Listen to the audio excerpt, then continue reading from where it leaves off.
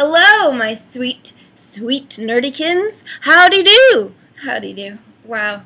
Okay, I'm crazy already at the beginning of the video. That's probably a bad sign for you guys. Sorry, in advance.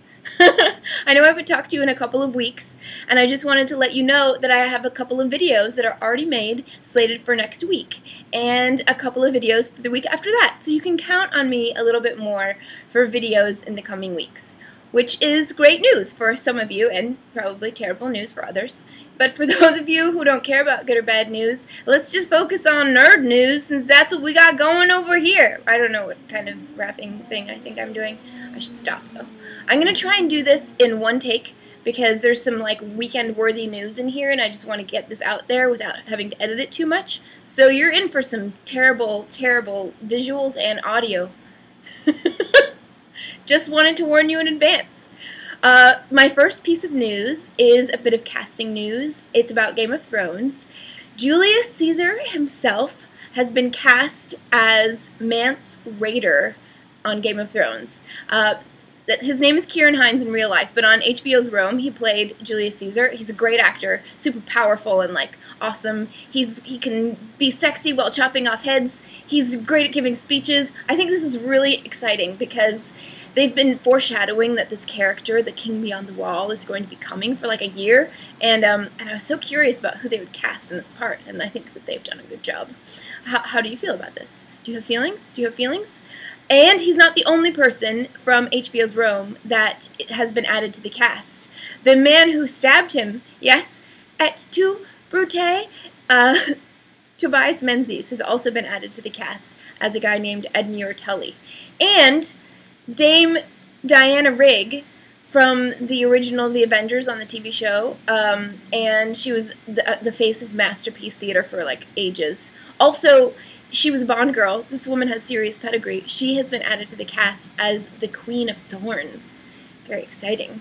And Mackenzie Crook from the British The Office and Pirates of the Caribbean. He has also been added to the cast as a guy named Orel. Or Oral?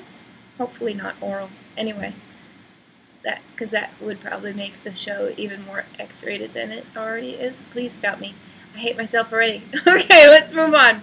The next bit of news is some TV show news. TV news.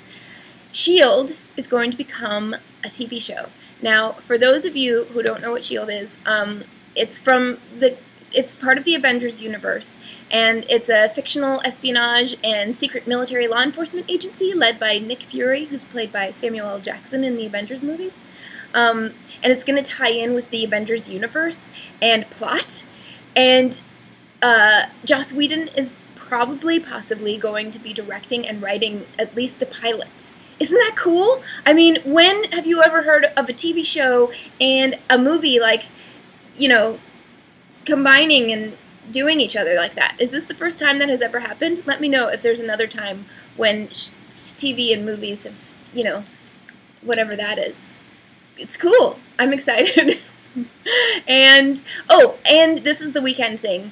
I don't know if this is just in the States, but it's definitely happening here. Sorry if you're in another country and it's not happening there. Oops.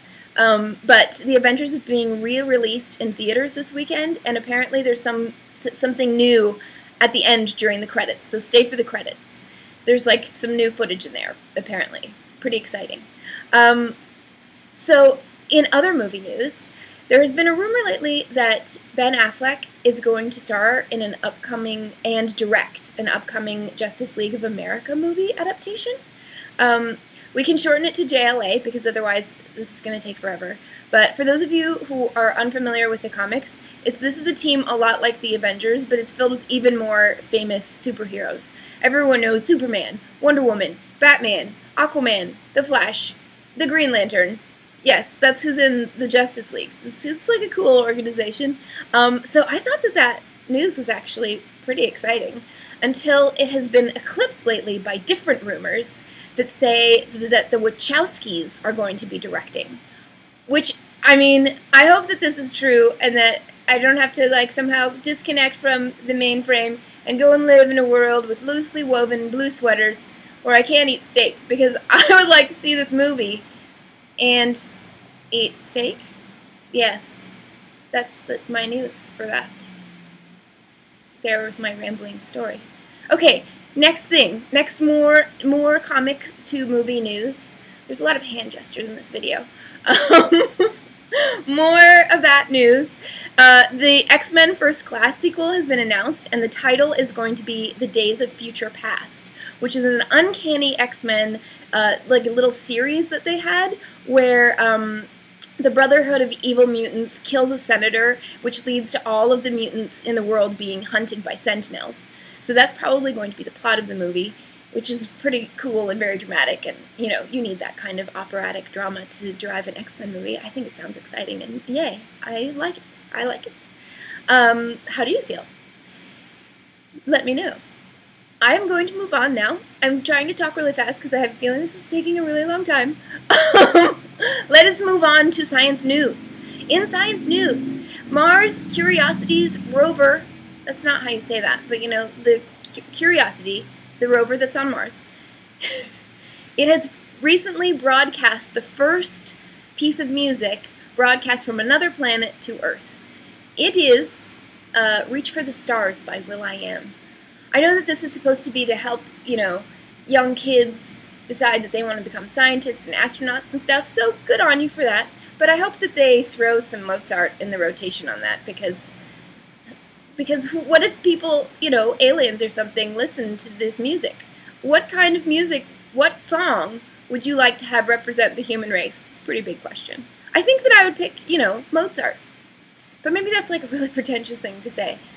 Maybe who I would really pick is Muse or someone. But tell me what your answer would be, because you'll probably think about it for longer than I have, which is 1 second.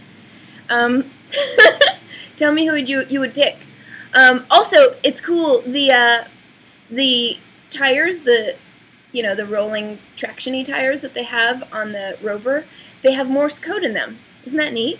And it says not JLA, because Justice League of America isn't real, and that would be weird. It says JPL, Jet Propulsion Lab, and I got to go there one time, so I think that's cool. Alright, that's my news for today. Sorry it was so awkward and disjointed, but now you have some news. Yay. Here's some fist kisses.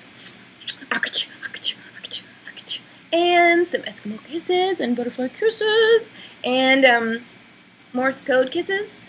I have no idea what I just said, but I hope it wasn't dirty. Okay, bye.